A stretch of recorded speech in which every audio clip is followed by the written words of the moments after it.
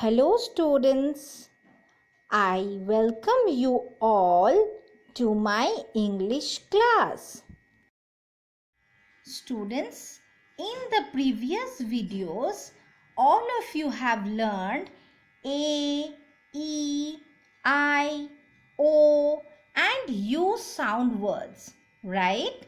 So today we are going to do an exercise on that. Here are few instructions. Let us read together. Read it with me.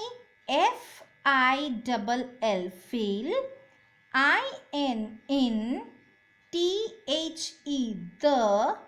B-L-A-N-K-S, blanks. Fill in the blanks. Means you have to fill up the blanks. Now students, let us read what is given over here. Instruction number A. W-R-I-T-E, write. A-N-Y-N-E, T-W-O, to. A, S-O-U-N-D, sound. W-O-R-D-S, words. Write any two A sound words. Can you tell me any two A sound words? Very good. But today I will not write the answers here.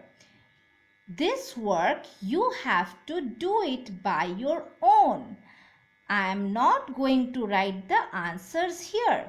Here you will write the answers by your own. I hope that you all can write it very nicely without taking help of your parents.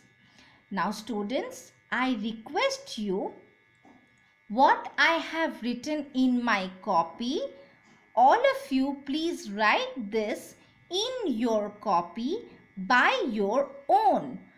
Don't take help from your parents. On your copy, with the help of your pencil, you write it down all these questions and try to solve it by your own. Let us read the next one.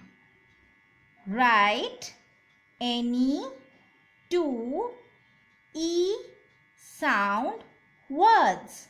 Means you have to write any two E sound words. Next, number C.